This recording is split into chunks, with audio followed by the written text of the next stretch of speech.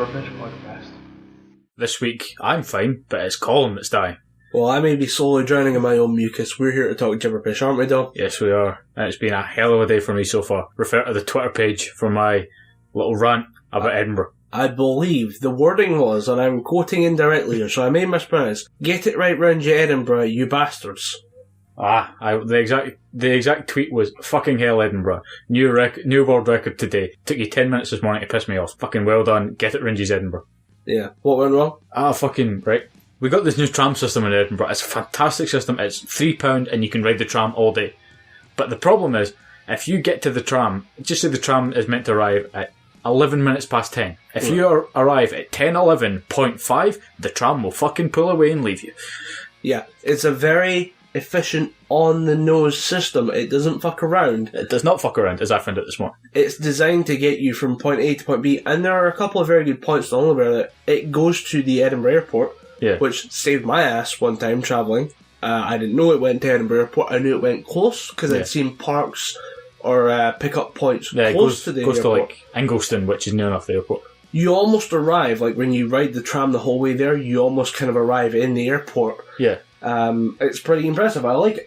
I had no issues when I wrote it, but apparently you have some differing opinions. I fucking did. The guy, right, when I got on the tram, I paid my $150, I got on the tram, I was like, right, I need to go into the bank before college, I need to get this shit sorted.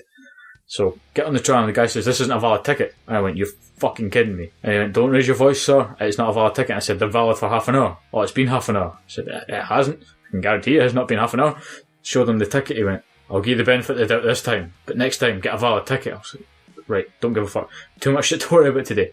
So I bolted to the bank, come back on, same thing happens again. Tram goes fucking whizzing past, well, not whizzing past me, ambling past me, because they're not very fast machines. Yeah, trams don't have hustle on them. They go consistently, they don't sprint for anything though. So I went to go get my ticket, I had no change, so I went to go lift money, bolt over at the tram station to go get my ticket, I had no change, had to bolt into Superdrug, buy 3 packets of chewing gum, because they don't sell individual packets of chewing gum anymore.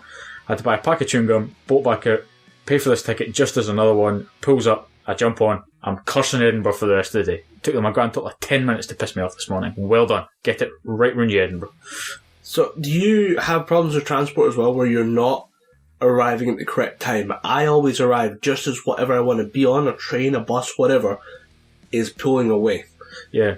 It's a big thing. It's a big thing in Bowness, because I think, especially when you're younger, you always think, "Oh, we'll get to the bus station about half 6. We'll get up there for 7."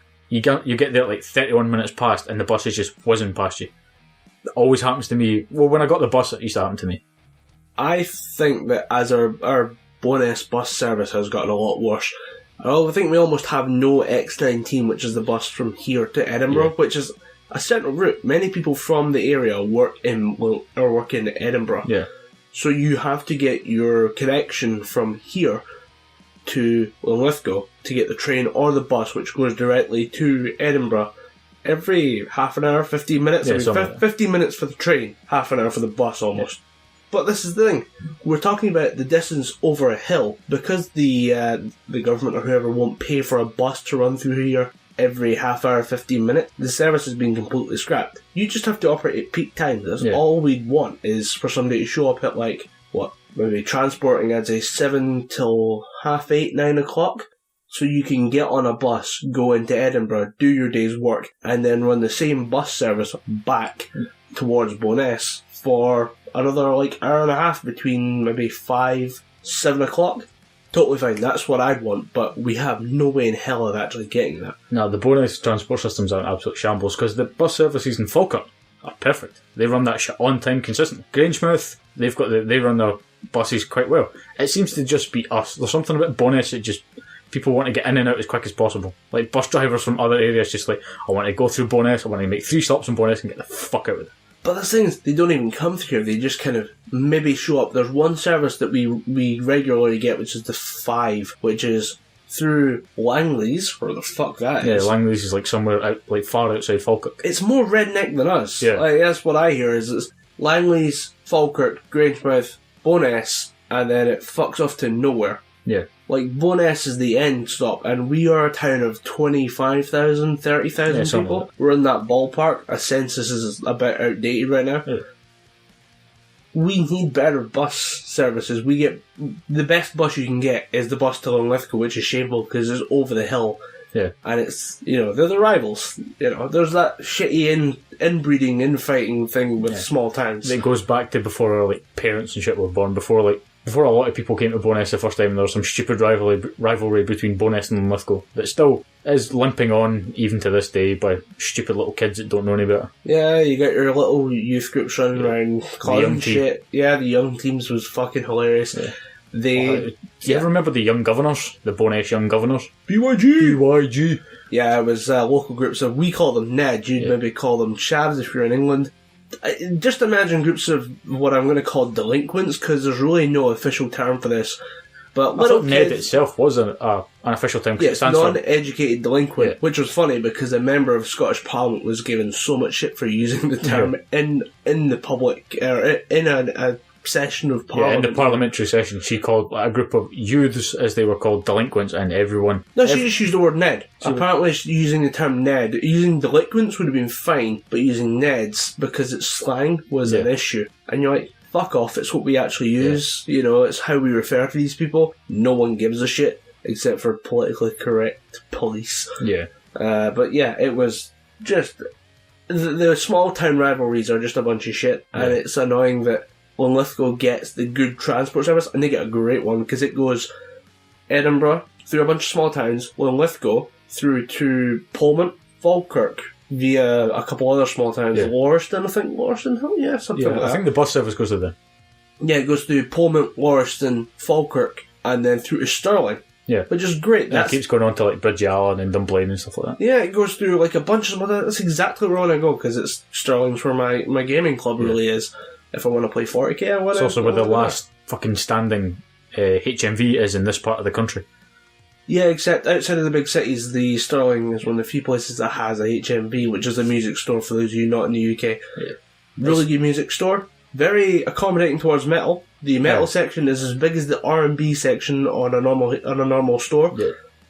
That's fine. I got no problem with that. And for me, they tend to have a really good selection of what they call world cinema, but it's really just anime.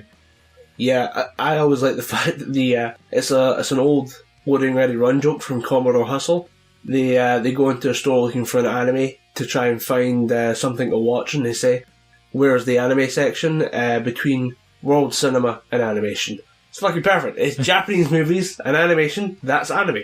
Fucking nailed it. And that's what HMV did, was they'd have it right next to world cinema. Now tends to be. I think anime gets its own category, which is great, but world cinema tends to be kind of weird, not great Eastern. Yeah, a lot of Bollywood in there as well. Yeah, a little bit of Bollywood in there. Although they've got their own section as well now. Bollywood is just this entity of itself, which I did not realise is as big as it is, because my dad now watches Bollywood movies regularly. No idea why. Is that our new drunk review that we're going to do? We're going to just sit down and watch? I might break my alcohol fast just to watch a Bollywood film. And absorb it all, because they can't do it drunk. Why can't we? I want to see what Shilpa Shetty's all about. She was a Big Brother contestant over here and got harassed by a person from the show who was on there. And she was apparently a huge Bollywood star. Nobody knew anything about her. Over here in the UK, about she's someone from India with things that she does, and she makes money by being in movies, and we had no idea. So apparently that's something I want to check out, see if she's actually, worth giving a shit about, but I'm willing to give it a go. No, I just don't like musicals, and Bollywood films are all musicals. I think they have musical moments, but they also get ridiculous. Yeah, a lot of singing and dancing. Then you get like Bollywood action movies are some of the funniest shit you'll ever see. Like a guy who gets shot point blank in the face with a magnum, and all it does is split his glasses in half. Then he hits that guy with a taxi. I think I've seen there's a Bollywood series that is basically supposed to be their version of like The Matrix. But it's all to do with martial arts as well. Like, it's more to do with an actual style of martial arts than The Matrix, which was just, I know Kung Fu, dude, I'm Keanu Reeves. And then he just hits everything. Whoa. I just asked to pilot a helicopter. Now I'm flying the helicopter. And speaking of Keanu Reeves, they're making a Bill and Ted 3. Why? Because I don't think Keanu Reeves was really hard up for money, but I think the other guy that played, the other guy that no one really remembers from Bill and Ted, Someday Winters, I think he's probably wanting some money. Yeah, and that's probably why, because nobody remembers him. Nobody remembers. He directed a couple of Cartoon Network things. Really? Yeah. You remember that TV show Ben 10? with the kid with the alien watch. Yeah. He's like the writer of those movies. Always interesting to see where people land after their big moment. Sometimes you get some really interesting things, but sometimes you get something like people writing Cartoon Network shows. Yeah. Then again, some of the best, in fact, the best cartoon ever came from Cartoon Network. And it was written by one guy who was incredibly bored. SpongeBob SquarePants! You're going a bit Ed, Ed, yeah, of course I'm going to go on about Ed, Ed, Ed. The single best cartoon of existence. Yeah. Speaking of cartoons, have you seen the Bat Metal Returns? Yes, I have. I thought it was fucking outstanding. Bat Metal, for those of you not in the know, is an animator using Batman and Batman drawings to give life to Death Clock songs, Death Clock being from Metalocalypse. Which is a phenomenal Adult Swim series that I urge you all to check out. If you're listening to the Gibberpish podcast, you owe it to yourself to watch Metalocalypse. Does that include me? Because yes, you need to watch Metalocalypse. Yeah, I need to watch Metalocalypse. It's one that went on the list after listening to a couple of Death Clock Death Clock tracks. Mark Hamill's in it as well. Oh, okay. He plays a clown that does cocaine. And various other characters. And that really is enough reason to watch it if you're not already watching it. But the Bat Metal has always been very interesting to me because it started off with Bat Metal and it was Face Fisted, which is all about a song about how Batman is so tough, or in this instance, Batman is so tough, he will just, you punch him, you break your fingers. So strong my faces. So strong my faces. Punch me, break fingers. And they did Mermaider, which is from the same series. I didn't know. I went and got the songs. Yeah. Face Fisted is lower down the album than Mermaider. Mermaider is the opening track of that entire album. Yeah, the way the albums go, there's Death Album 1, which is the first series. All the songs will be in those, the first series 1, all those episodes. And it goes Death Album 2, they'll go Series 2, Death Album 3. I don't think there's a Death Album 4. If there is, I need to pick it up, but that'll go with Season 4. Is there not a movie? There should be. I think Death Album 4 might be the movie. Maybe, I don't know. Because I know it was on Sons of Metal podcast, they talked about it. I'm sure they did. Might have been a side episode, but it was really, I was like, this made it to movie format, and it's all about them basically doing almost the kind of Pick of Destiny thing where they play against the devil. Yeah. But the actual video from Mermaider, have you seen it? Yeah, I've seen it. Fucking brutal. Watched it a couple of times. I just like the fact at the end when like Robin drops a rock on Ariel's face. I'm talking like the Mermaider Death Clock video. Yeah, it's pretty bad. It's like, holy shit, it's like one of those things like Watership Down, you just kind of didn't really think about it as a kid, you go back and watch it, you're like, holy fuck, this is brutal, this is really watch the video for compromising it up. Watch the video for Laser Cannon Death Sentence. It's all about them in a floating stadium that shoots lasers and missiles and like ammunition down upon a field of convicts. Death Clock, in the episode, Death Clock play a concert for a bunch of like convicts and prisoners, and during the process kill the entire population of the prison. Sounds awesome. It's a pretty brutal video. It's pretty awesome. I'm up for that. But yeah, the Batman video is ridiculous because the Batman character is just kind of over the top. Yeah. And I don't know if you've watched the video they put up where it's him replying to YouTube comments. Because replying to YouTube comments is its own thing now. Very funny. Very interesting because you have the absolute chaos engine. Like, the internet is a chaos engine. YouTube comments is like an intensified version of that because it's just somebody yelling shit at how bad your YouTube video is. The replies to that are really, really funny. I watch some people do reply videos almost more than I watch the actual videos they produce, just because you have someone yelling, calling them a faggot or an idiot, and you just have them responding with, "You fucking what, mate?" But yeah, the Bat Metal videos are absolutely fucking hysterical. This one, Mermaider, is Batman versus Ariel from Little Mermaid. You have SpongeBob in there. You have the Big Daddy from BioShock, and the little sister. Killer Croc shows up as well. Yeah, somebody pointed out that at one point Robin is slap fighting a little sister. I went back and watched it, but that's fucking hilarious. It's just Robin, just always the picked on character, just kind of slap fighting away with a little sister who's obviously like a child. Yeah, I just like the scene, a couple like the image a couple scenes later of Red Robin, who's another Bat Family character, slicing Nemo and Dory in half with a sword. Yeah, I wonder who Red Robin was. I imagine he's like a kind of hardcore version of like the Robin characters who just doesn't give a shit. Right, I'm going to drop some Bat knowledge on you, right? I was hoping you'd do this, actually. I really wanted someone to go and explain Red Robin to me, because every time I go on Wikipedia to Google these things, it's like 3 hours later. You just you hit that Wikipedia portal, you come at the other side going, fuck, I learned nothing. We were going to start this in a last episode, but I Googled the Triumvirate because of a lyric and epic rap battles of history, which I want to talk to you about at one point, by the way. And then ended up researching just the Spartan the Peloponnesian War, where basically Greece fought itself to figure out who was the best Greek. Like, what the fuck? Like, it makes no sense. But yeah, Red Robin, please go. Red Robin. When Batman is killed by Darkseid, he gets hit with his Omega beams, and to the knowledge of everyone else in the Justice League, he is dead. But what actually happens is Darkseid scatters his being across time and space. So there's a different version of Batman existing in every reality, but there's none in the present reality because he wants Batman to die. Right. But he doesn't want to kill him because Batman's some kind of weird fact that can't be killed in the DC universe. Plot writing to keep Batman going for the next several thousand years, pretty much. Batman is his own entity. Like, he has become... Oh, don't even get me fucking started on Batgod. I will be here all day, because I was going more along the lines of, like, from the last series of Batman movies, we had the idea that Batman is obsessed with ideas. Batman is a symbol. Yeah. Like, Bruce Wayne wants Batman to be a symbol of hope for people, saying, I really can't deal with criminals anymore. Maybe Batman could do it. Yeah. So it's quite heavy in Arkham Knight as well, because, spoilers, the ending happens, and he says to the villain of the piece, Scarecrow, you can kill me, Batman will always be a thing. And that's how it ends. So Batman has become so entrenched in people's mind, he's become an actual entity. Yeah. Batman exists in every facet of the DC universe. Before they folded the multiverse and made it just one universe, right, there was a Batman in every universe imaginable, and there's several million universes that DC came up with. I'm going to be really, really controversial here and say that does technically make Batman a god. Yeah.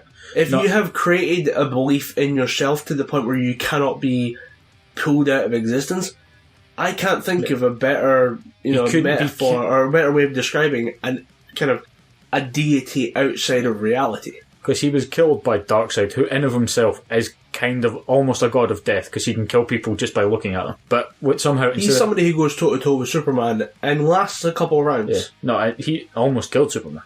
Yeah, we'll see several rants, or several episode-long rants about Superman. See what episode, 4 or 5? See, every episode since we covered Superman. Episode 3, hitting Superman with a hammerhead shot. Yeah, that's what you see a rant about. Every episode from then on Superman features some kind of fuck you Superman. Yeah. But yeah, Darkseid kills Superman. Darkseid kills Batman. Yeah, but it doesn't kill him. It scatters his being across time and space. And in the meantime, no one is Batman. Everyone's clamped. There's a fantastic series, I can't remember who writes it, called Battle for the Kill, where you get Jason Todd, who is Red Hood, right? And he thinks he thinks he'd be a better Batman, but he becomes a very militaristic, I will still use guns to kill my enemies, very brutal Batman. Then you get Tim Drake, who was the Robin after Jason Todd. He's Nightwing. No, Dick Grayson's Nightwing. Dick Grayson's Nightwing. Tim Drake tries to become Batman, but he realises it's too big for him, and he passes the kill on. And Dick Grayson at this time, who is Nightwing, has decided, I can't be Batman, it's too big for me, but ends up taking on the mantle anyway because of very, very heartfelt pleas from Alfred and Barbara Gordon saying that if anyone was to become Batman, it needs to be you. And in doing so, Tim Drake decides, well, if you're Batman, you need a new Robin. I'm not going to be Robin anymore. And he becomes Red Robin, and in of himself, he kind of becomes Batman because he takes on this own new identity. I think he stays in Gotham, but operates on a different side of Gotham out of respect for Batman. Right. But in this thing, he becomes his own, very, very brutal, no restrictions superhero. I've seen him wielding a samurai sword, and you can't really fuck around with the samurai sword. It's a weapon. Yeah. In a way that very few... you see something... A dagger, it could be used for something else.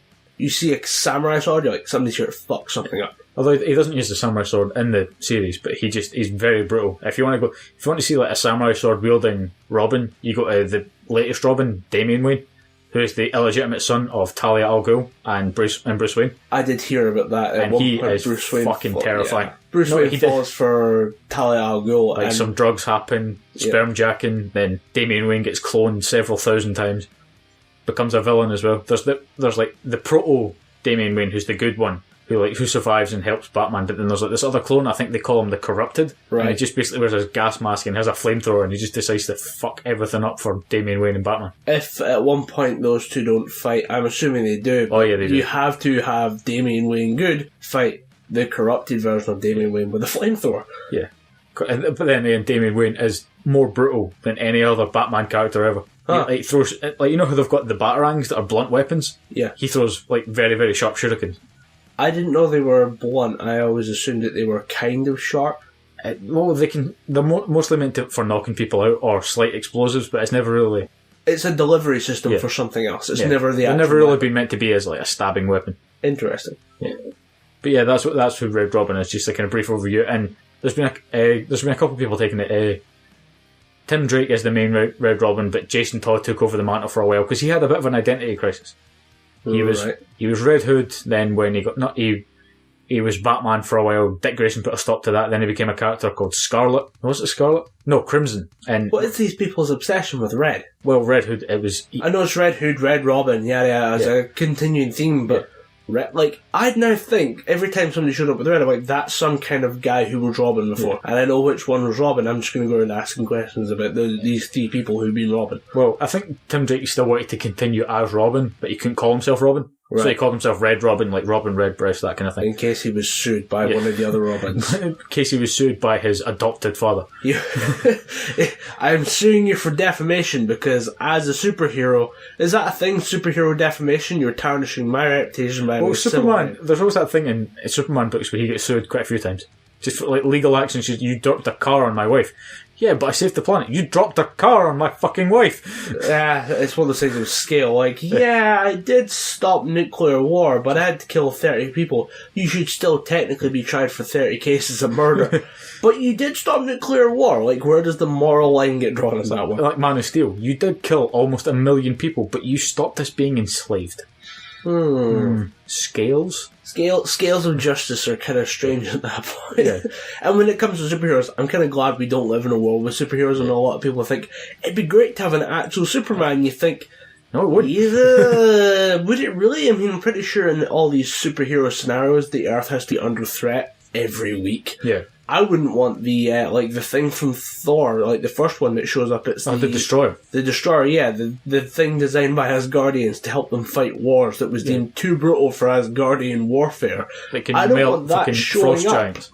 Yeah, I don't want a giant laser beam face monster showing up covered in metal that we can't stop showing up and going, well, I don't like this rural Kentucky town. I'm gonna waste that thing. This town is not God-fearing. Let's blow up. Yeah, terrifying idea of existing in a real world with superheroes. I am just genuinely terrified of, if we did live in a world of superheroes, I'd be genuinely terrified of a real life Hulk. Something that cannot be reasoned with, that can only be aimed. And you just kind of hope it stays on track. Yeah. We aimed it for the terrorist group, but there's also a group of farming villages within a couple miles. Yeah, there's 3 schools down there that we're not really sure might survive. Pretty sure one of them is just filled with orphans and kittens, but we could be okay if he just goes for the terrorists. You got to imagine if Hulk was real, they just point him at some terrorists and be like, "No, the kitten and orphan factory is going to get destroyed." And it was hot milk. It was hot milk and cookie day. Damn it! All those children are dead. I really want to make a joke about a terrorism cell being an orphan factory, but it seems a little on the nose. So we're going to skip forward to...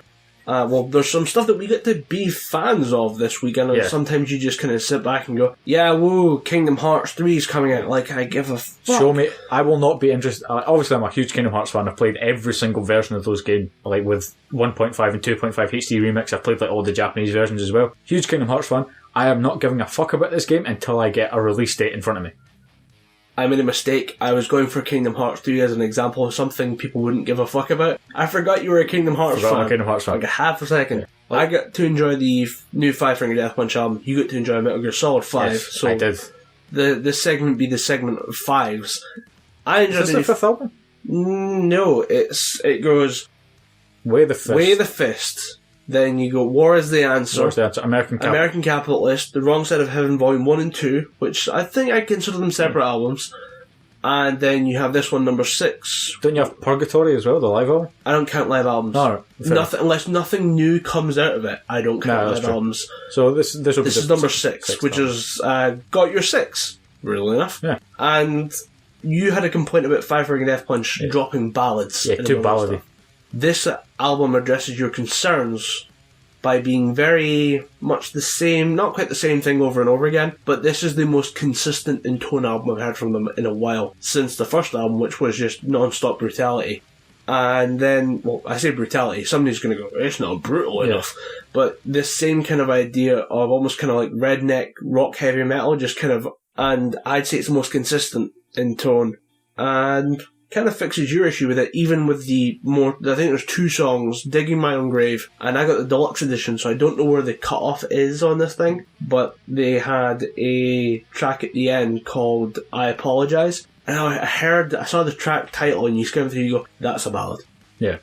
I knew I Apologise was a ballad, or was a kind of slower track, and I was really worried about it, because it comes up after, I think This Is My War, and, you know, it's one of the things that people complain about Five Finger Death Punch's lyrics being very simple. You know, it's like ordering a cheese pizza and complaining that you're lactose intolerant, you should have known not to put cheese on it. Fuck, you ordered a cheese pizza, you knew what you were getting, you bought a Five Finger Death Punch album, you wanted simple lyrics. Yeah, I was a chef for about 2 years, you don't need to complain to me about, like, oh, I bought a cheese pizza and it was too cheesy. You ordered a cheese pizza. Fuck yourself. I've literally had a woman march into my kitchen when I was cleaning up at the end of the shift saying, this macaroni and cheese, remember, macaroni and cheese was too cheesy. I went, okay, what would you like me to do about it? Make it less cheesy. Said, I can just give you pasta if you want. No, I want macaroni and cheese. So you want macaroni and cheese that is less cheesy. I'll get right on that. And she actually waited until the fucking kitchen closed properly to try and get this meal. I had to explain to her, I was only kidding. You can't get macaroni and cheese that's less cheesy. I will try and make less stronger cheese sauce next time. It's just insane. Yeah, it's fucking stupid. But Five Finger Death Punch. But yeah, the I Apologise thing almost started off with a weird kind of country like, so I know you've been busy this week so you haven't heard it. I'd recommend this to you as someone who kind of likes Five Finger Death Punch but has problems with their songwriting. Now, I've got nothing against Five Finger Death Punch. They're one of the best bands to come out of the later half of the 2000s. And I'm not saying there's anything wrong with the putting in ballads every so often. The ballads themselves are a good song, but if you're doing like a full album listen and it's like face metal, Far From Home, just kind of takes you out of that, because metal's all about aggression and getting like hyped about shit. I'd say it's about emotion, and this is where they come in and say, well, sometimes the emotion is different.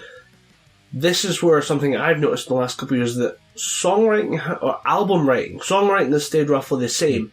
Album writing has gotten worse, I think, and that the flow of the album isn't as good as it used to be for several bands. Yeah, people are making albums aren't really albums anymore. Albums to me are songs that flow well together. Like Joe Satriani, he's probably the king of it. He can make an entire album that sounds like one song because each song flows into the next one so perfectly.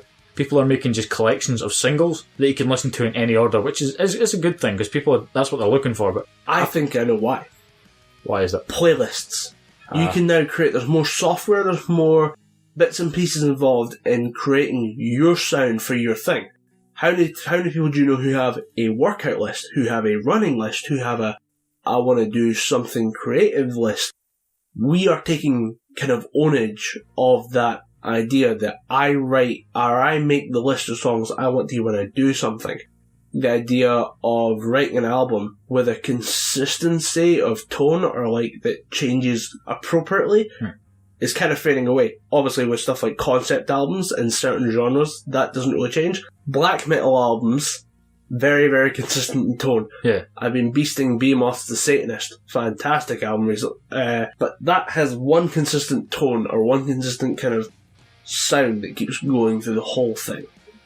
And to be fair, it's an album that starts with, I think the line is, I witnessed a virgin's cunt giving birth to all this, nightmare and disease or whatever. And it just it keeps going with that kind of satanic anti-Christian vibe. Yeah, it takes that theme and runs with it. Does not drop tone for a second though, so it's one of those things that stands against my idea of album writing has gone downhill recently due to playlisting where we write our own stuff. But I think I'd recommend Got Your Six to you. You're willing to sit through dumb vocals or dumb lyrics, so I would say you wouldn't issue. My thing about this album is it was so wrong. Like, your first impression was Jekyll and Hyde. That was the wrong thing to do, the way they did that video where it appeared on their YouTube channel.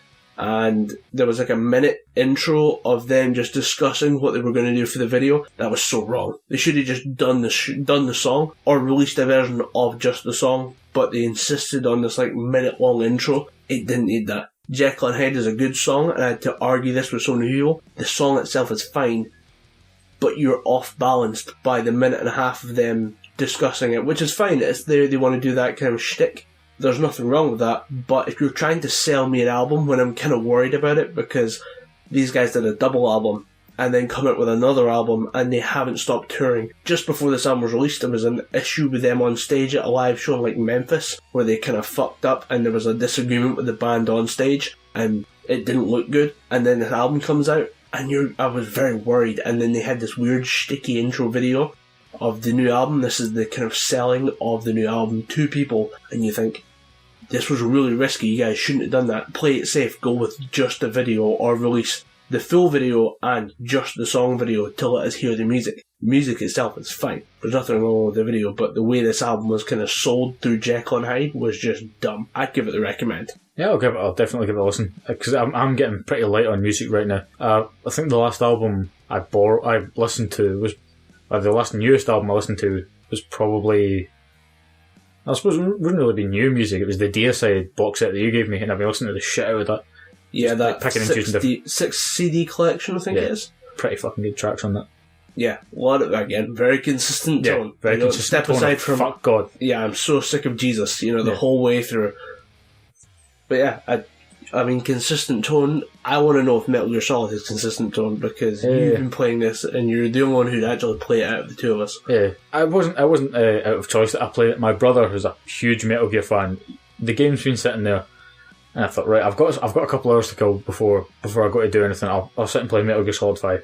And I played it, and I just noticed one thing that hits you right from the get-go: the graphics are stunning. Right. A couple of things that look a little bit off, like when you zoom in on certain things, like things are meant to be, just say at the start of the game, you're looking at X-rays. If you zoom in on the X-rays, they look pixelated and horrible, but if you zoom out, they look like really nice and high contrast, like pixel count, really high and shiny. Right. Apart from the couple of graphical errors, I have one other big problem with the game, which I'm not too sure if I can talk about. Well, I can talk about it. I'm not too sure if I can talk about it unspoilery though. Would you like to give a review of the game unspoiled and then discuss? Yeah, I'll talk about. I'll give my gripes and stuff after I finish giving my 10 pence on the game. The game itself is not. The first 2 games were tactical espionage, where you were just sneaking through, and it was the total objective of your game is to get from A to B with as little resistance as possible. Then Metal Gear Solid 4 came out, and it was tactical espionage action, when it was more an influence on fighting and some stealth elements mixed in. Metal Gear Solid 5 is tactical espionage operations, where you have to plan your attack very, very carefully. You get 2 attack buddies and a support buddy in the game. Well, technically 2 support and 2 attack. Right. The support buddy is a thing called horse. It's called Diamond Horse. Your group is called Diamond Dogs. Right. So the horse is called Diamond Horse. Dumbest name ever. You just call it D-Horse. So you can summon D-Horse, and he's your transport for that mission. But you can get body armor and stuff, so he doesn't get killed. You can summon the horse. That's the joke my head went to. And you also get this a thing called D-Walker, and it's just like a giant mech suit that you can climb in. And it acts like transport again. It gets you from A to B, and it can also scout ahead.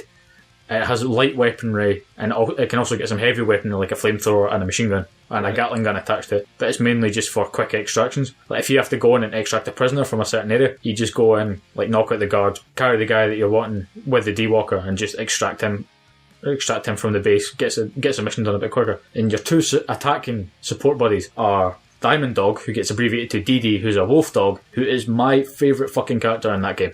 Right. Because he don't fuck around. Yeah. He took a tank shell.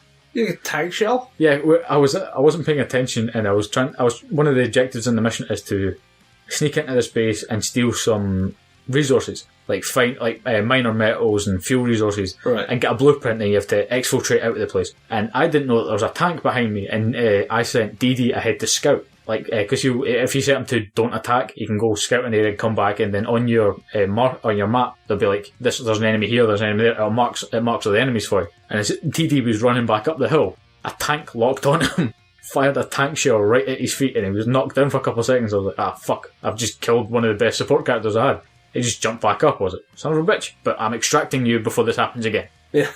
I am not fucking I'm not going to tell you how distraught I was when I accidentally killed Dogmeat in Fallout 3. Oh. I left him at the vault because I didn't want to kill him. But then I got the puppies perk, and every time he dies, he just gets a puppy. Alright. Very useful skill. But the last support character you get is a sniper called Quiet, who is fucking absolutely brilliant in the game. But her character design has been controversial, to say the least. Yeah, very, very controversial, and it's for the dumbest reason. I'm going to say this now, disclaimer, if you do not want Metal Gear Solid 5 to be spoiled right now, turn it off. You hear the all clear from me when the spoiler's over. Here's the spoiler. Quiet is a sniper who works for a group called Cypher, and her job was to kill Big Boss, the main character, Snake. But in doing so, things happen. Snake, who's a very charismatic individual, convinces Quiet to join him. But the reason why you see her with the bikini and the cut to fuck tights is because she photosynthesizes, and if she wears clothes, she suffocates and dies. She feeds off the sun and the water and the nutrients and shit in the ground. She doesn't need to eat or anything like that. But yeah, so when you see this character being this is like slut shaming, this is like making this character a slut for the hell of it, there's a reason behind it. Kojima, you dirty little bastard. It was an excuse and the thinnest excuse ever to have a rather good-looking animated character wear very little clothing. But yeah, spoiler over. All clear, you can come back in. Right, I'm going to try and edit this and find this kind of timestamp and say, okay, right, where's the limit on this? That's a spoiler. Where's the spoiler? Where do spoilers finish? So yeah, hopefully I can manage to get that sorted and put that in the episode description. What else forgot to say about Metal Gear Solid 5? There's a couple of things at the start that really bug me, but they're very spoilers, so I'm not even going to say them. But yeah, I'm enjoying the hell out of the game right now. I am only about 2 to 3 hours into it. Right. Not really far into it. The missions are fun because you can go back and redo missions, but every time you go, if you get further in the game, then go back to do mission 1, there'll be other objectives in that mission. Oh, right. Even though you've completed the main objective, if you go back, you can then find a blueprint for your prosthetic arm that makes it a stun gun. Or you can get a rocket punch on. You just fire your prosthetic arm, it blows up as soon as it makes contact with the enemy.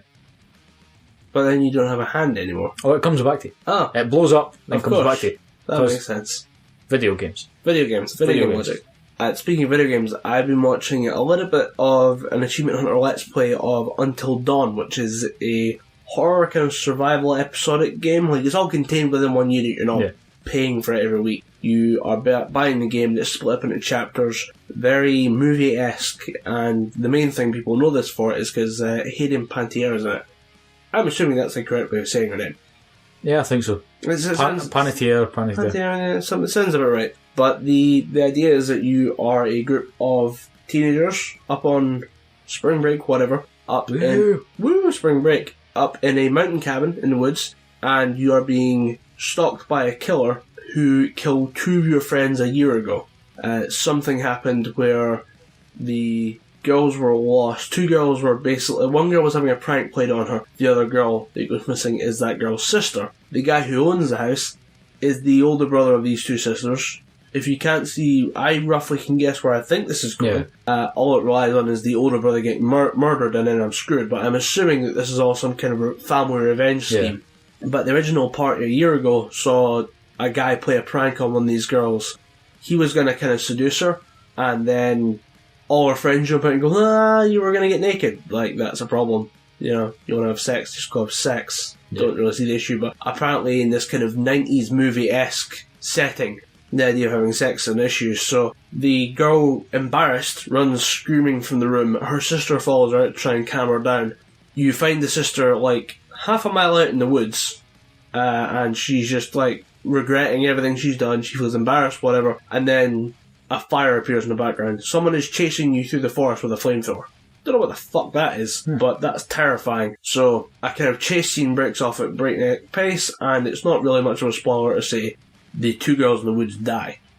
A year later, you guys all come back to deal with, or to just kind of have a kind of memorial party or whatever, just to try and kind of get over the events of last year's really horrific party. The 2 girls are listed as missing in the version I've seen, and it should be clarified that this whole thing follows heavily on the idea of the butterfly effect, the idea that a butterfly flaps its wings in England, and then weeks later, typhoon hits the west coast, or a hurricane hits the west coast, hits the east coast of America through a series of events. You don't know the consequences of your actions until it's all laid out in front of you.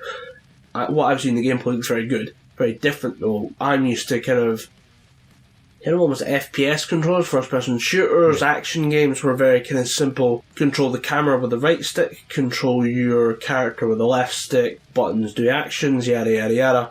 This is all on PS4, which has a motion controller built into the actual remote as well. But the PS4 controller comes into it, and it's almost really kind of quick time events, but not quite quick at this point from what I've seen of gameplay. And it's basically on-screen prompts, so the idea that you will move things and do things based on what's on the screen. You know, controls are contextual. There's not a kind of set version of controls. There's consistent things like if you're holding a light source like a torch or a lighter, because for some reason nobody turns on a fucking light in this game, like it's really annoying. You watch like even the guys playing it on Achievement Hunter yelling, why the fuck is no one turning on a light? Like you're in a dark scary house, there's weird bumping noises, turn on a fucking light.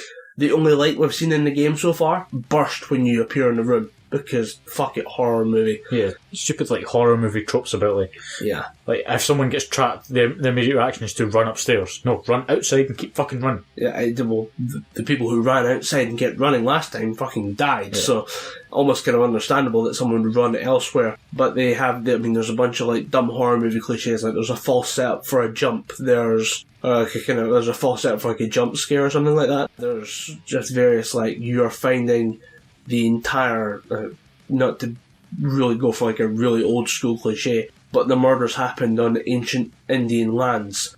And of course it did. The local Indian legend, which also relates to butterfly effect, which keeps cropping up. You pick up various totems, and looking at this totem provides, like all the characters in the game can do this, but they have a weird kind of flash, not quite a memory, but a kind of prediction of what is going to happen, and it always involves some kind of murder. The first one you see is the first two girls dying. The next one you see is like somebody covered in blood. The next one after that is, like a bird flying and landing on a table. And you're like, what the fuck does that mean? You're kind of left to put them in context so that when you see what happens in the context, you're like, oh my god, what do you do? Because there's always a decision tied to that moment that you're shown ahead of time. And like at one point you murder a bird with a snowball. And just kind of that offsets your relationship. The person who sees you do that goes, what the fuck is wrong with you? You just killed like a little robin with a snowball. What the fuck is wrong with you? It kind of sounds almost reminiscent of Heavy Rain, where everything that you do has a consequence later in the game. Imagine Heavy Rain, but properly scripted to fit within a reasonable time zone. Apparently Heavy Rain took hours to play through. This whole thing is very well written. It's very interesting. The characters are pretty decent, although I will say there's a weird thing that happens where every male characters are just obsessed with getting laid. I don't know if that's a teenage character. Yeah, I think it's just meant to be like that trope of like every American under the age of 20 is just like, yeah, dude, we're going to Bone City. Yeah, we're going to go get laid. What's up with my cabin in the mountains? Hey, guess what? We're going to Lookout Point. Guess what happens at Lookout Point, bro? Yeah, that kind of weird thing keeps happening. And then there's obviously that one character who has a genuine crush on someone, but it's the awkward girl there's the quiet, geeky girl with the glasses who wants to read her books. It's like a big list of movie cliches being explored in the game, and it's kind of funny, because you can really fuck it up for that person. He's got an interest, but then he makes a joke about something really inappropriate. I think apartheid was a thing. Jesus, man. God damn it. Wow, Chris, how about we not go hang out together? That'd be great. And see that thing you were going to get? I don't know what happened. You didn't know that vaginas could slam shut? That girl's just dead from that joke that you made. Yeah, but there's another thing of every woman in this game is based on a gorgeous character model, and every woman in this game is wearing very tight jeans. And it came to the point where, the Achievement Hunter Let's Play I was watching, they were just trying to get the light to stay constantly on the woman's ass as a minigame between actual parts of the game, because there's a lot of walking in this game.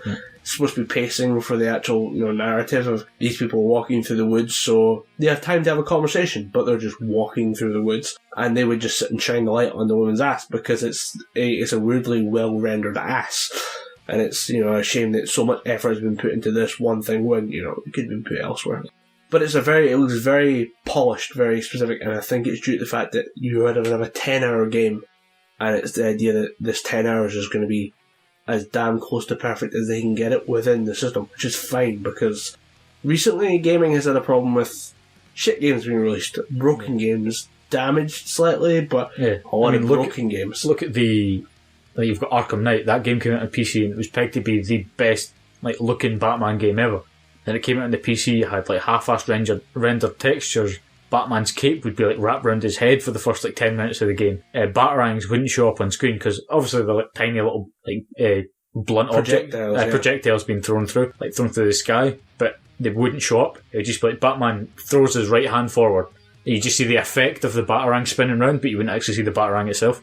Just little stupid things like that, but they're patching the living fuck out of that game just now. Yeah, well, I mean, over Christmas we had the Unity scandal of an Assassin's Creed game being unplayable on the grounds that half the city wouldn't exist. You'd be running through Paris and you'd realise it was an empty street. You'd look up and see 20,000 Parisians just kind of standing in the air, who would then drop down to the ground and start acting as if nothing had happened, which is very strange. But this looks like they've tried to make a very well polished game, and I think it branches into a kind of genre of games I'm not going to play. I'm not going to go play Until Dawn because I'm watching people who are funnier than me play it and probably better than me at it play the game. So I'm going to watch footage of Until Dawn. I mean, the Achievement Hunter guy is saying it could be about 10 episodes to get, like, each roughly an hour long. So I'll watch that happily. I might not play it. Yeah. Which does beg the question, what games out there currently, like, in circulation, or maybe that have been out for a few years, what games would you rather sit and watch rather than sit and play?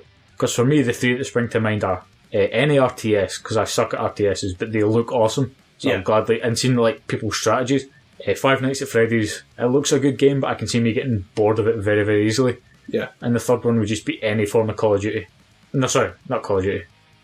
Yeah, I'd watch Call of Duty to see people just rage and quit and bitch and moan. I can't watch Call of Duty gameplay. It's too samey. There's no real difference between two top level players. I can't really say there's much difference because what happens in that community is one person does something, one person figures out like a wall bounce grenade trick to really catch everyone off guard, and then it circulates, goes into the kind of meta of the game, like the understanding of the game, and then someone else copies it and just fucking runs with it. Well, I suppose you could probably transplant Call of Duty then to Minecraft, because I could never like sit and build all these like little models myself. But watching somebody build like their own utopia out of bricks and mortar, that'd be pretty cool. Yeah, I could watch Let's Build stuff. I do watch a couple of them to try and get ideas. I do occasionally play Minecraft, and I build ridiculous stuff myself just to dick around in. But yeah, you could. That's pretty high on the list of most people's let's watch kind of lists, I guess. But there's some stuff, like I play a lot of Dark Souls. I also watch a lot of Dark Souls because if you have the right entertainer, and this kind of spreads to why people watch gameplay in general, which apparently Jimmy Kimmel took a swing at. He didn't. He took as in the American talk show host. Yeah, he took a kind of joking swing at it, saying, I don't get why people would watch gameplay, but he's doing it very kind of tongue-in-cheek. He knows it does happen. It's a huge industry, so he knows what's going on. He's not dumb. But yeah, you could kind of point to the idea of games you would watch versus games you would play, and for me, Dark Souls is one of those. But I also play Dark Souls, but I just like seeing people who are really, really good at it, as opposed to me who's kind of okay. That's kind of like me in Street Fighter games, because I've played Street Fighter and Street Fighter 2 on the Mega Drive. I like to think that I'm okay at it, I know the controls, but seeing people that can link together every single one of Ryu's moves in a single combo, that shit is fascinating to me. I would love to watch Street Fighter gameplay if I didn't hear the Street Fighter player talk. Oh, most people just turn the voice volume down and turn the music up.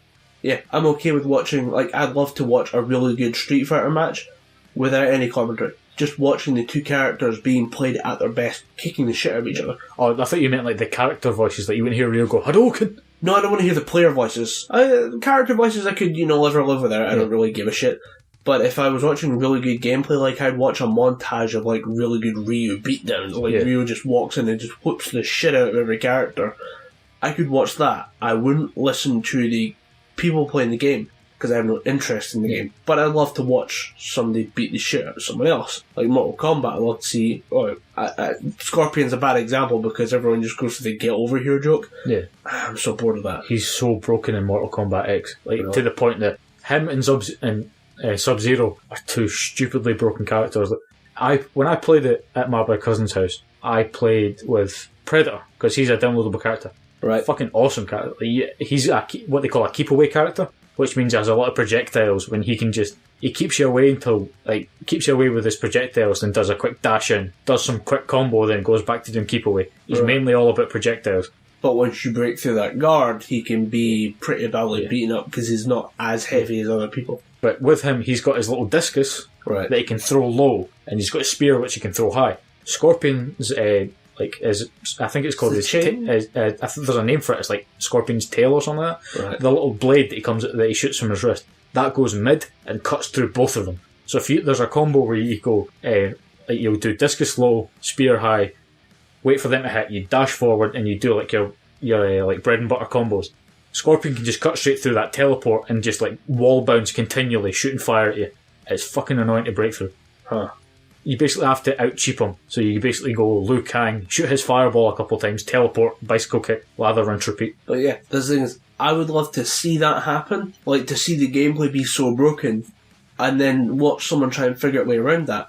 I wouldn't want to listen to someone explain what they're doing while they do that. I couldn't give a fuck about what button you're pressing. No, I love all that shit. Huh? Especially because I jumped into my first introduction to the proper fighting game community was Marvel vs. Capcom 2, which is a game that people suck the nuts of, but I hate it because it is so broken to the point that you cannot fucking play it. You want to win that game, you play Magneto, Sentinel, and Psylocke. You get Psylocke to go in and use her Psyblast, then you get the support. You get the support move of Sentinel sending in his mini Sentinel barrage, and you get Magneto to use his magnet hold to hold them in place. You do that continuously, you don't even have to push more than 3 buttons to win the fucking game.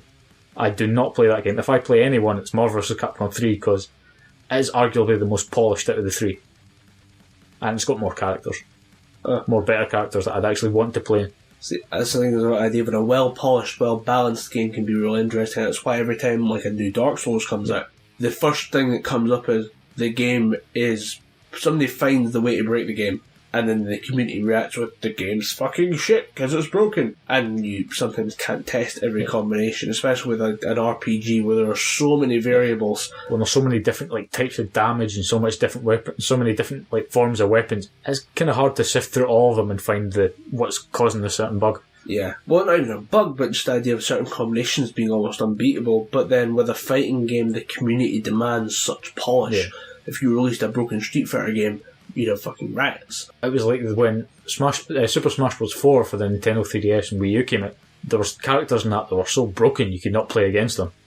I mean, Samus, who's from Metroid, her arm cannon used so much hit stun, it was impossible to react quickly to. Even like fully charged, you had so much hit stun that you couldn't even move. Even just like a normal P shot, like if she fired the beam at its lowest charge, it would just like hit you for so much stun. Then you'd have to like wait for that to come off before you could attack again. And by that time, any good Samus player has thrown you off the fucking stage, and you have nothing to do but try and recover. And it never usually happens. Normally, because the Samus character is then standing at the edge waiting for you to land, and then just punch you back off the edge. Smash moves you off the edge. And then those characters like Rosalina from Super Mario Galaxy, her, like, because she has this little thing called Luma, which you can send out and it does attacks to you. You can set it so it's hanging off the stage. If you stand at one end of the stage or the middle of the stage, Luma is at the absolute like left side of the stage. If you just do a couple smash moves at the edge, the other character can't get back on. Because it's like frame perfect, disrupting the edge of the level. So if you try and edge hang, which is when you're hanging off the edge of the level, it just does a couple moves and it fucks around with the framing and you just fall to your death. Genius. Yeah, it's fucking genius. I'm just glad they like patched the shit out of that, because I played about 3 matches when I first got it, got beaten very badly by Rosalina and Luma, and almost swore off that fucking game. I love seeing some of that being broken in that way. Yeah, it's always good to see people that break it in a fun way. Like, see little glitches where if you take off Mario's hat during his taunt, you can see inside him. Like, that's terrifying. Why would you want to do that? It's just like black space. Like, he lifts his hat off, instead of seeing like brains and viscera and shit, you just see like a black hole, like the reverse of his like character model. Alright. You just see like black and you see like eyes and teeth and stuff. I recently learned that there was a stair jumping trick in Dark Souls where there's like a weird double helix on the stairways, and you want to go on the second stair, but you only have access to the first one. So you run up the first stair, you run through like about 5 or 6 rooms full of people who just want to beat the shit out of you, and then you can run down the second stair to get to where you actually want to go. There's actually a stair jumping technique where you run up the stairs and you launch yourself up while on the stairs, and your angle just kind of carries you over the kind of ledge onto where you want to go, and you can save yourself like a half an hour of gameplay with this thing. And that's me saying you save yourself half an hour. You save yourself half an hour if you're good. If you're me, you save yourself like 3 hours, half a bottle of vodka, and a lot of swearing. Like you can save your throat. Yeah. So yeah, I do enjoy seeing little pieces of gameplay being broken. But I was wondering if I could talk about a weird dumb thing of like pre-order culture right now, where people are pre-ordering games, and various bits and pieces are coming up. The main thing that's coming out right now is Deus Ex's Mankind Divided, pre-order scandal is basically just being blown up over the internet, and the idea is that you can customize your pre-order, which I initially thought wasn't too bad until it came out that it was also tiered as well. Alright, so they're structuring it. So they're structuring it like is it like you put down this much, you get this thing, or more to do with the number of people you drag in. Right. That's where it gets nefarious, is that you are not only trying to convince someone to pre-order, you then want that person to go out and convince other people to pre-order. The idea is it's kind of tiered and leveled. I think at stage 1, which is already unlocked, the idea is you get different character skins, not so bad. Tier 2, you would have the official soundtrack, or you can have a digital art book sent as well as part of the pre-order. Tier 3 is an in-game mission. Basically, everyone's going to get the same mission, but it's not unlocked until Tier 3, which I'm guessing, the reaction to this has been so negative, I'm guessing it's not going to land. Yeah. Not very hard to see why. Like, if we go to the YouTube video for it, you know how there's the likes, dislike bar? The like is a pixel. Everything else, dislike. Everything else is red. The whole fucking thing. It's never really been seen before. Although it did lead to a weird thing coming up on the Patch, which is Roosterteeth Gaming podcast, where they were talking about like the likes, dislike bar. There is a clip from Futurama, which you're a fan of the neutral planet. A planet with no real opinion on anything, and therefore completely neutral. The like-dislike bar in that is perfectly neutral. Like, it's within, like, the percentage dead on 50-50, because the likes to dislikes is, like, within 5 or 10 votes. Like, people will go and change their vote to keep it balanced. It's been going on for 5 years, and apparently it's never been shifted too far either way. That's kind of cool, but the like-dislike bar in this, the promo, or the teaser trailer for this, is so small, it's like a pixel at the end. And YouTube is obviously very HD, so when I say it's 1 pixel, it's fucking tiny. It's one very tiny little pixel of green next to a whole shit ton of red. Yeah, this is pretty shitty, the idea that you would then kind of turn around and, have to convince other people to pre-order your game. They are trying to get as many people putting money down on the table for this game before it's even launched, which is a shame because apparently the Deus Ex series is very well received, very enjoyable game. Never really had that many negative things to say about it, but this is kind of people going, what the fuck are you people doing? Yeah. Human Revolution was a good game, but it tried to be too Metal Gear. As in, it gave you the option, you can either go in and kill all these guys, or you can trank them. Right. But the trank was dog shit. Because it wasn't like a proper shoot you in the neck, you fall down 5 seconds later.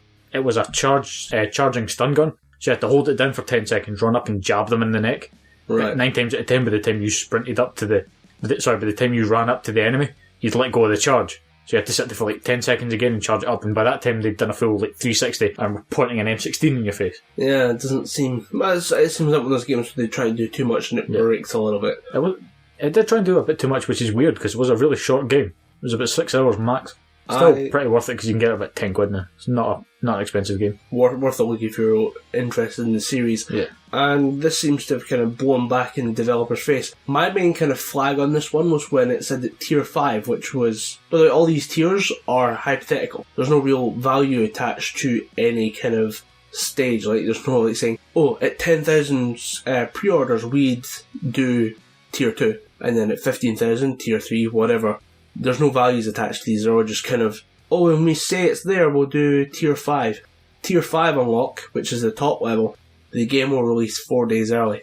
Considering we were just talking about broken games, like damaged broken games, like Assassin's Creed Unity, you can see where the problem is instantly. We'll release it 4 days early if enough people just throw money at us. I'm of the opinion nowadays that I don't really care about getting games early. Because I already know through like trailers and little images and little articles that we see here, there and everywhere, I know enough about the game. I don't really need to get it early, that I'm not clambering for, I need to know what happens to this character, I absolutely need to find out what happened to this group of people. I don't really care about it, so I can wait an extra week or an extra couple of days just so they can finish the game properly.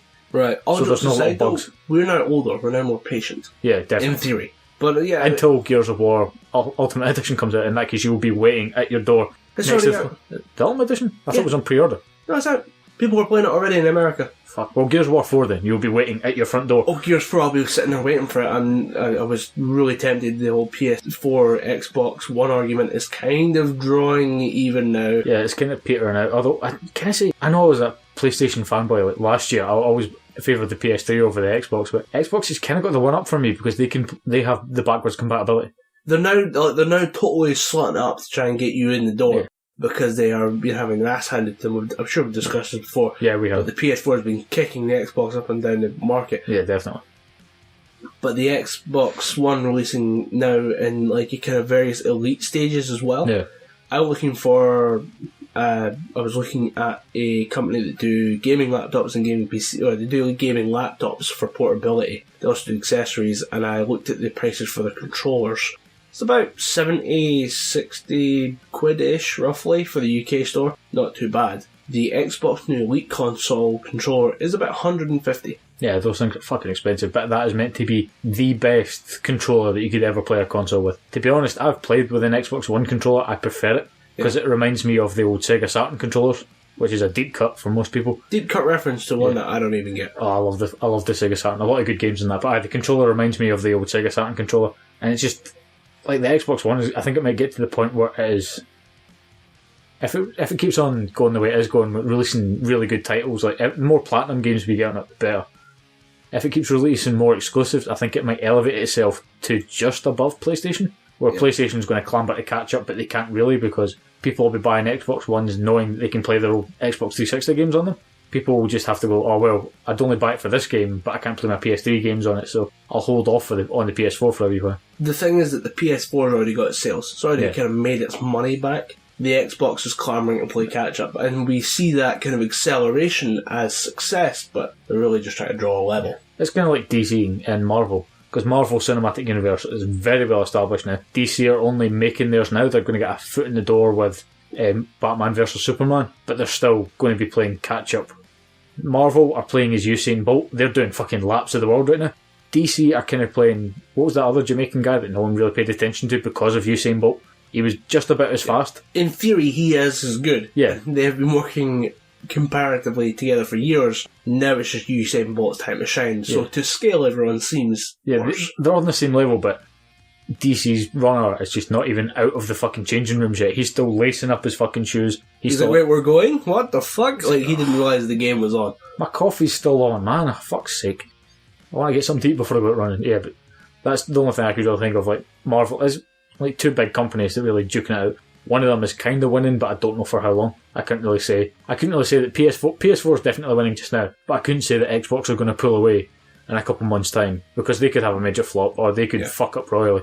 Same with DC. They Batman could try and re-release the Kindle for not the Kindle, the what was it, the motion tracking device? Oh, the Kinect. The Kinect, Jesus Christ! They tried to force that down fucking like people like buyers' throats.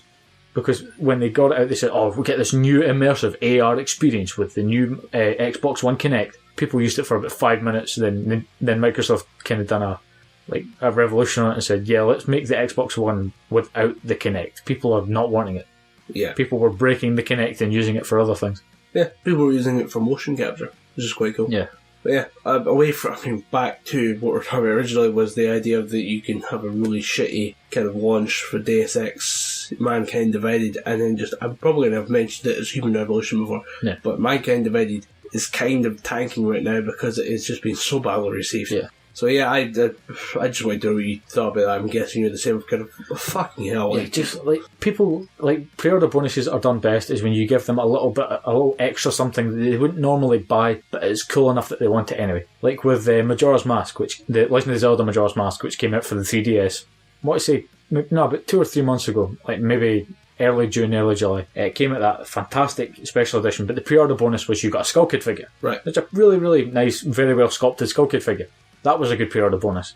A shit pre-order bonus from same company. It's a game called Rodea the Sky Soldier. The pre-order bonus for that game is you get the same game but on the Wii.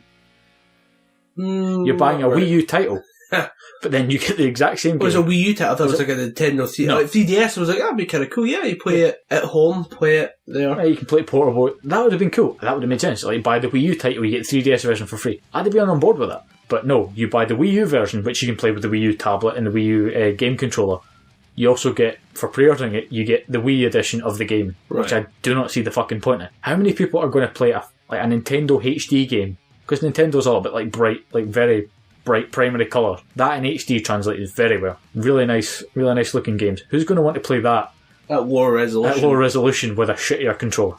Well, one thing is not so much the downgrading resolution, kind of giving you that for free, but kind of, who is going to take the step back, you know. Yeah. It doesn't make sense. It's not a very good incentive to pre-order. Yeah, but Nintendo's, you get other things with it, but one of the big things that jumped out to me, you get like a free t-shirt as well or something like that for pre-ordering. But the main thought process behind it is that it's made by Yuji Naka, who brought us Sonic the Hedgehog back when we were 5 years old. No, maybe not even that, like 2 years old, because it came out in 93. Gotta go fast. Gotta go fast. Gotta go fast. Sonic the Hedgehog. Sonic the Hedgehog. Fucking hilarious. I fucking love those. But, so Yuji Naka, he made Sonic. He's, since parting ways with Sega, he's made Rodeo the Sky Soldier. And it's taken him so long to finish it on the Wii. He finished it on the Wii. And then the Wii U came out. Huh. And they just went, we're going to put it on the Wii U now. It's like, fine. But I have like 2 billion copies of Rodeo the Sky Soldier on Wii. It's like, pre-order bonuses. Clearing inventory via pre-order bonuses. I mean, that's what they did with there was a game, I think it was called, you ever heard of a game called American McGee's Alice? Alice, it was Alice in Wonderland. Yeah, I'd heard of that. A very twisted, very awesome version of Alice. It was very good as well. It's fucking awesome, like the visuals and stuff are just, like, another amazing game. But they brought a sequel, because Alice the Madness Returns. It's all about her growing up, and she's dealt with Wonderland. She was there as like a 10-year-old, and now she comes back as a teenager, and is like, dealt with hey, what the hell is this? Yeah, now she's an adult. She's dealt with Underworld, because you find out they call it Wonderland. That's an error. It's actually called Underland. Oh. Which is a pretty cool thing. Then you find out why it's called Underland. It's a very fucked up thing. Very psychosomatic. Very, like, delves into the very unstable mind of a young girl. Yeah. But they made a console version of that for the Xbox One. So for the first Xbox, not the Xbox One. Yeah. And that never happened. It never came out. So then when Alice the Madness Returns came out in 360, they had so many copies of that, they went, yeah, let's put a download code for that in with the new copy of the game, just to get rid of these things. Yeah, you can play through the series. I think it was also billed as, you're playing it in HD, but it was more just kind of, we need to kind of get rid of this game. Get rid of this shit. We have other things to do. But that was a good game. Really, the Cheshire Cat the Cheshire Cat in that game is the most menacing Cheshire Cat I've ever seen. Because you expect the Cheshire Cat to be this like big, like plump, like furry thing that's just like stupidly like happy cracking jokes, but this thing looks menacing. His ears all cut to hell, he's got earrings, he's deathly skinny, he's got no fur on him at all, and he's got like the big crooked grin, but it's like broken teeth and stuff in the middle of it, like gold, like enamelled teeth and stuff. You're now making me more interested in playing this, because I love when kind of pop culture's kind of really twisted into something evil. Oh, you use like the Vorpal blade is a kitchen knife that you find. I've seen that. It's her in the cover of it is just her with a knife, and you're like, well, this looks really fucked up. I want it. And the Jabberwock is, from Underland's perspective, it is just this big creature, but in the real world, it's actually just like the guard of her ward, just this big like, horrible mutant guy. Like, I think it came out at the same time as Sucker Punch, and you think that'd be a pretty good combo. Yeah, Sucker Punch was only good for one thing. Sucker Punch was good. I like it. I like Sucker Punch. I'm in that evil category of people who just enjoyed it. I liked it, but when I boiled it down, I think it was just Emily Browning running around in like a sailor outfit for most of the movie. I like the fact that it's just so messed up in the head, and so much of it is obviously like some psychotic delusion. Yeah. I'd love to see what's actually happening in real life, where they're having like this dream of fighting samurais that are like 40 feet tall, and it's just her like running and jumping into walls and shit. Like she's having a mental breakdown of not really knowing what's going on. Apparently there's a sequel of that film coming out, even though all of them die. No, one of them gets out, spoilers. Yeah. But it's more to do with, you could take the same setting. Yeah. And run different characters through it. Yeah, that's true. Kind of like Rec 1 and 2, which I gave you last week. Which I did not watch. Did not watch? I forgot I had them. They're on my counter. Like, I've been busy, man. We have one of the... I'm going to have a bit of a rant about college. I'm not going to use any names. But one of the lecturers I have for Scottish legal system and ethics is the world's worst lecturer ever. Everything's a straight read, nothing is prepared. So she's reading, the civil courts in Scotland can be divided into 3 different categories. At this point, I'm just sitting there doodling in my fucking notepad. Yeah, I can just read the book. Yeah. I honestly said to her, the lecturer, you know I've done this last year. We know most of this stuff. She's like, it'll all be refreshing your minds then. Like, yeah, it is, but can you explain it a bit more? Oh, we'll go into more detail. Then we never go into more detail. Lazy lecturers. Pain in the arse. I am currently undergoing a first aid course. I was a first aider for a couple of years. I'm being retrained because I missed... You have a 3-year period where you're fine. You should undergo a 2-year kind of retraining, and then you basically recertify. I was put on the wrong course.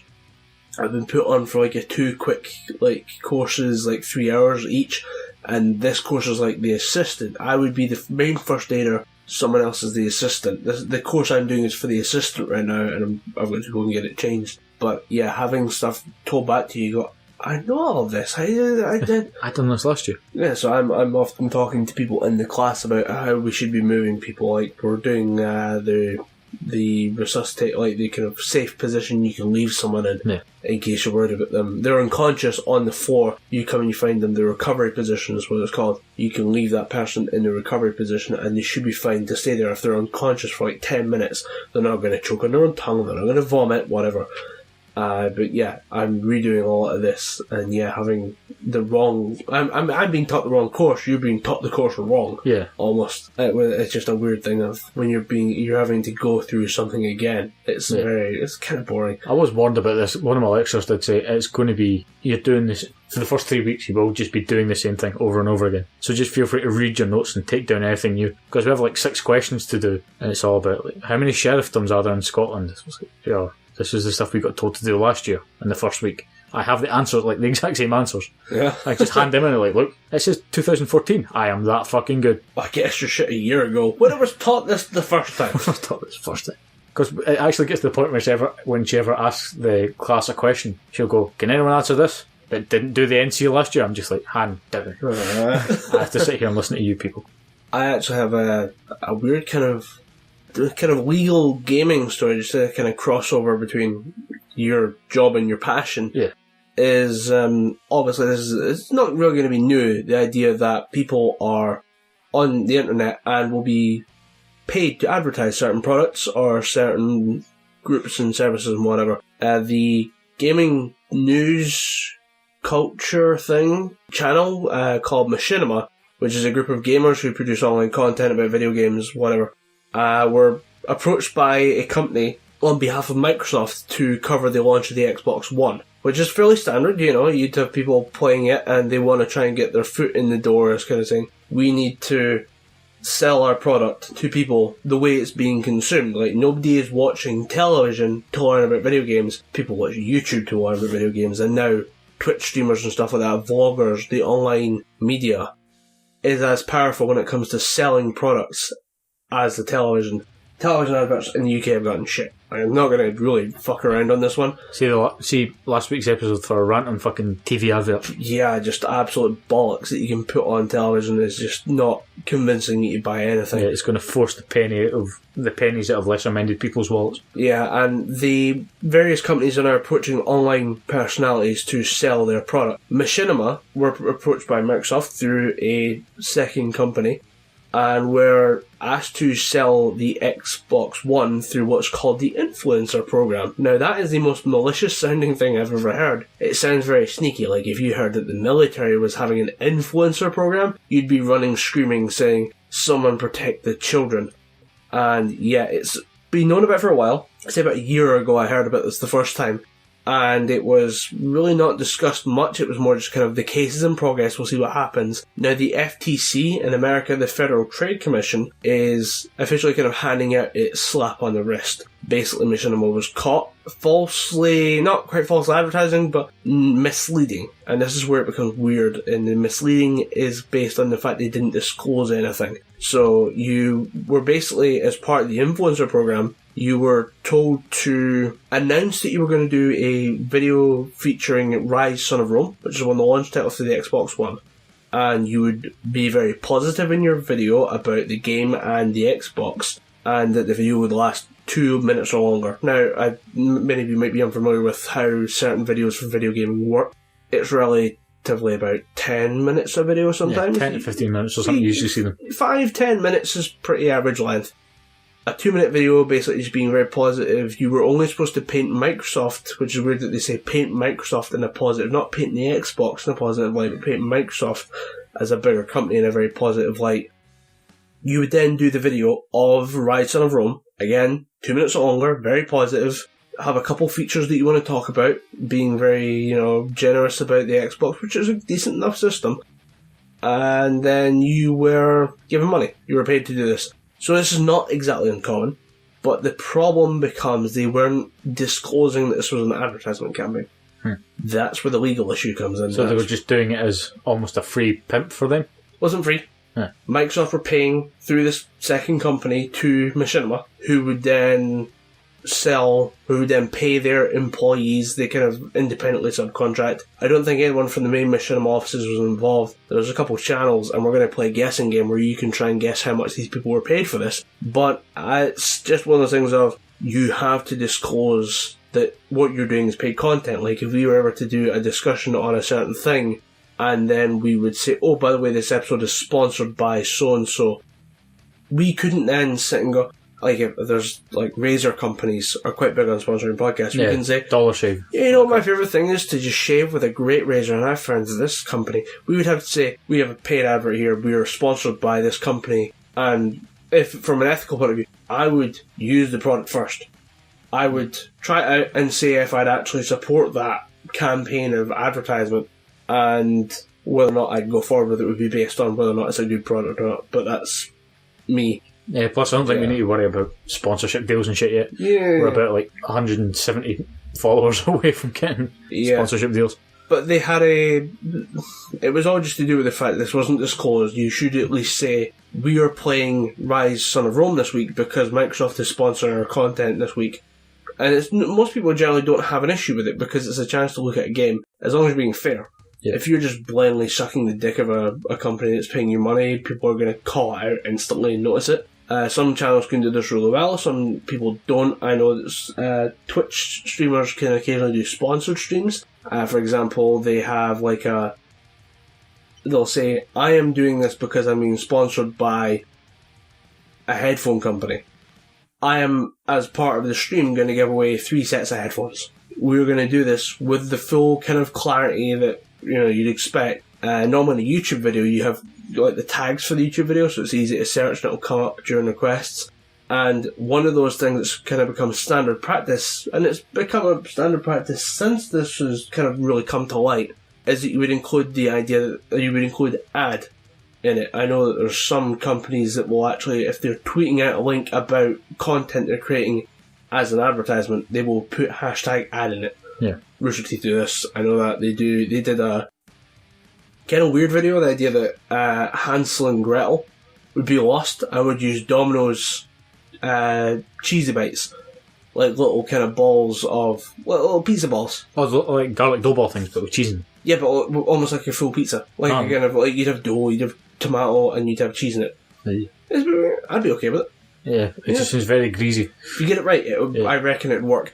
But they did a video about that, and they did Hansel and Gretel leaving little cheesy bites to get home. And they were always very clear about, this is an advert, we are doing this, we wrote the video ourselves, we just had to include the idea of cheesy bites pizzas. So, that's fair. Machinima didn't disclose any of this, they just kind of did the content, left it out there, kind of deceptively. They've deceived customers. This is what the FTC found, is they've deceived customers by not disclosing the information, and obviously the FTC is going to keep an eye on these guys and say, if you do this again, you're fucked because we caught you the last time. Don't fuck with us on this one. So I was kind of interested to get your kind of input on that one, is kind of advertised content, both advertised content and then lying about advertised content. If you're going to make an advert, you need to. There's all, like, from a contract perspective, there's all very clear guidelines you need to follow. Like Colin said, you need to admit that you need to put out this as an advert. If you need to put out who is sponsoring the advert, you need to clearly state what product you're putting out. Otherwise, through any misconception, that can lead to, what's the word I'm looking for? If people are buying it through a false pretense, they think it does this thing, and you said it does another thing, that can all lead into misconceptions. That's all. If people buy through a misconception, that can go back to the company in a very bad way. They can lose a lot of money through soon, or people try to reclaim the damages that they've sustained because of buying a faulty product or buying a product that they didn't think was the right one. It's false advertising. It's a very, very shitty thing to do. You always have to make things very, very clear in advertising. And I think, obviously I've never done anything like that, but if you're sponsored by Microsoft, even something as simple as a flash animation at the start, this is sponsored by, or this is paid content sponsored by Microsoft or any of its subsidiaries, then you go into the main body of the video. Something like that is so easy and it saves you so many problems. If you just acknowledge it beforehand, then go into the main body of the video, it saves you a shit ton of troubles later. Yeah. I don't think there's anybody who will lose respect for a company by just, if a company put their hand up, look, we took some money, we're going to do this video, we're going to do our video of this stuff, but this is money we took to play this game, to do this thing, to cover this news, whatever, and we're going to be honest about it. Microsoft, by the way, has managed to kind of, not wriggle out, but they've managed to put distance between themselves because they went through that second company, which I think they own, but they went through the company who contacted Machinima, and Machinima then subcontracted this out to people they work with. And we'll get into how much. I want to play a guessing game with you to see how much these people were paid. But they had no direct involvement with the contract with the individual YouTubers involved who put out the content. So they are in the clear. It seems that Machinima is the one at fault because they're the ones who actually lied about it. I think the way that what I've seen of what I assume is a contract, there is nothing saying that they have to declare it as an advertisement, but that is in kind of breach of an ethical ruling that I don't know if it was written at the time. I need to go back and look at it. But it seems that, I mean, now there are standards set in place. The FTC is an American organisation. The normal, or the British version, has also passed down a ruling saying if you're a vlogger, a YouTuber, and you're doing paid content, you must declare it. Yeah. Otherwise, you're liable for any kind of false advertising. And a fuck ton of licensing issues if people call up. Even though you've been paid for it, there's still some people that will try and flag you saying, "Oh, you're trying to do an advert for a company that's not paid you, or you've not declared it." So it saves problems if you just declare it straight off the bat. Yeah. Honesty is one of those things that will work best in your favour in the long term as well. There's always been that kind of grey area about YouTubers doing adverts, because if you watch a lot of, like, Phil DeFranco used to go in it quite a bit, saying it was seen as selling out if you were a YouTuber, which is a very homegrown thing. No one, nowadays you get paid to start a YouTube channel, but back when YouTube was first being put out during its advent, people were just doing like homegrown content, like ranting in front of a camera for like 40 minutes or whatever, not being paid to do it. So when sponsorship deals came about, it was always seen as like, you're selling out, man, you're going to the man, you're fucking selling your soul. But nowadays, so many people get sponsorship deals left, right and centre, it's accepted. Yeah. But there's still the few diehards that say, no, it's selling out, stick to your own content, pay for it yourself and all that crap. Right. With this whole contract, two named YouTubers have kind of been outed as being part of all this. Sky vs Gaming, or Sky vs Gaming, I'm assuming it's Sky versus Gaming, as in this one guy called Sky goes against games, was paid a certain amount of money, and another guy called the Syndicate Project was also paid money. Oh, see, that's the British kid that does the English kid that does all the football, like Tom Syndicate or something his name is. I don't know. Alright. But they had also extended this kind of option out to several other people within the network. They obviously have various levels of people who are, maybe have a smaller fan base, but also get a decent amount of views, and they extended the kind of open contract out to say, look, if you guys want to do this or get involved, here's what rate we're going to give you. We're going to play guessing game. I know the figures, so how much would you pay either of these gamers, Sky vs Gaming, the Syndicate Project, knowing next to nothing about them, how much would you say you could earn for a contract, which is basically you're going to do 2 videos, 2 minutes at least of each video, one saying, I like the Xbox One, I'm going to play Rise Son of Rome on it because I like this console. The second one is you playing Rise Son of Rome, being positive about that game. How much would you put down, or how much would you say you would pay these YouTubers? Well, it'd be purely based on subscriptions. How many people a day are they pulling into their videos? Because I know for a fact, PewDiePie, per advert, he gets paid a shit ton of money. Just because he has almost in a billion subscribers. I think for maybe the both of them, I'd pay like 10 grand a piece. You're not far off, I thought you'd maybe lowball a little bit further. Because you got to give them like expenses and stuff. Like, you got to make it worth it for them. So I'd say about 10 grand per advert for the both of them. Okay, well, Sky vs Gaming is reported to have been paid 15 grand for this in US dollars. So, if you were thinking pounds, you'd actually be translating it correctly. The Syndicate Project was offered at 30 grand. Fucking hell. 30 grand to do these YouTube videos. And, right, that puts you kind of roughly into scale. The kind of extended contract to these other, like the other people in the Machinima network, roughly how much would you say they would be paid? And it's not there's not like a salary, you're not being paid a cash amount. What would you say would be the kind of, how much would you expect these people to get money? So this is for not the 2 named gamers there, this is just for anyone that wants to jump on. Anyone who wants to jump on, you kind of set a way of paying them. How much would you pay? How much would I pay? I think I'll go a low ball again. I'm going to go for say maybe 8 or 9,000. It wasn't actually based on like a flat amount. It was the contract, as far as we understand, is written to be $1 for every 1,000 views, with a total value able to get out of that of about 25 grand. So that would require a fuck ton of views. I think we're talking 25 billion views. Yeah. Or 25 million views. Yeah. Yeah, so you'd have to get 25 million views on a video, which is pretty damn impossible unless you're, you know, a Korean pop star. Yeah. But yeah, or a cosplayer, because those people draw in crowds. Yeah. But yeah, $1 for 1,000 views, which is pretty damn decent. And unfortunately, this was kind of disclosed a little bit earlier, so now people think that there's $1 for every 1,000 views on a YouTube video. And you see it running around in the comments, just kind of go down and say, yeah, you know this is funny because they got $1 for every time somebody viewed this, and it's been warped and mutated so many times that it just kind of comes out as wrong. But yeah, so that was kind of Machinima being hacked or just being slapped by the FTC, the Federal Trade Commission, for false advertising, basically. And all my information for this comes off the Eurogamer website, and they do a lot of research on their stuff. They are a very well-regarded well-regarded news source for gaming, so you don't really want to fuck it up. So I'm going to take a lot of their stuff at face value, what they're reporting. So yeah, 15 grand to play Rise Son of Rome. I do it for I'm 5. not shit on it. Yeah, I quite enjoyed the game. No, if they wanted me not to shit on it, they'd have to pay me more than 15 grand. I quite enjoyed it. I wouldn't mind it. I thought it was a bit weird. Too many quick time events. I only played a couple hours of it though, so maybe it get very repetitive. Yeah, I did enjoy brutally murdering people though. Yeah, but that's all you do. Like, see that one, like, shield bash, then stab to the face animation? Yeah. That's it. That's the only kill animation you have.